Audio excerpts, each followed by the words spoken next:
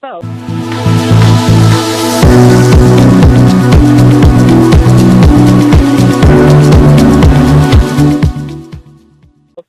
Go ahead.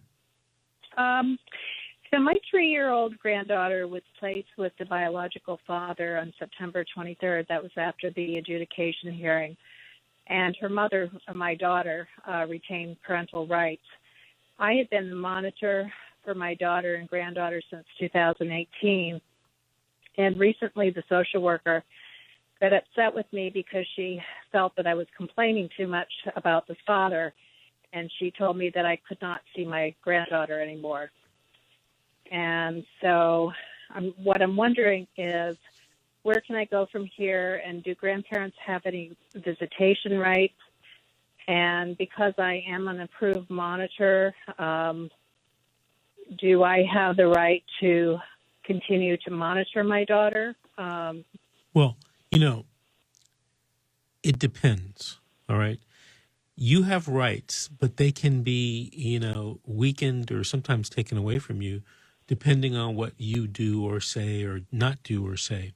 So what I would do is I would file what's called a 388 petition, a JV 285 form. I'd also file a motion for de facto standing, and I'd also file a petition to disclose records in the juvenile case. Who knows what the social worker has said about you, right?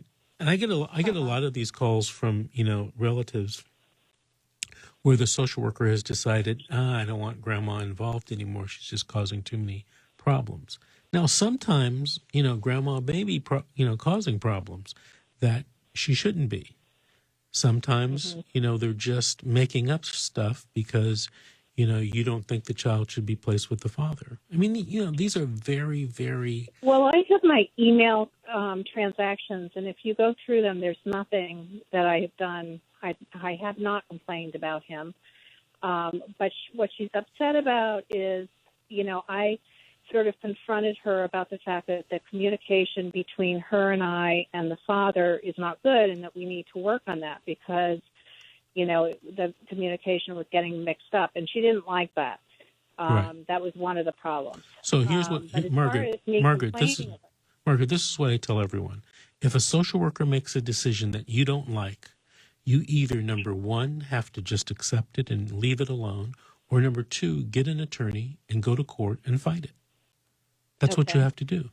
So a JV 288, did you say? No. Or 280? Here, I'm going to tell you real quick. 388, JV 285, de facto motion, and a petition to disclose the records.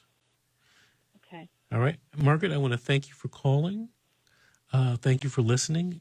Call us in a few weeks. Let us know what has happened. Give us an update. Okay. My engineer is saying we got to take another break, so we're going to take a break right now. This is The Secret, How to Fight CPS and Win. We'll be back with more calls and more stories.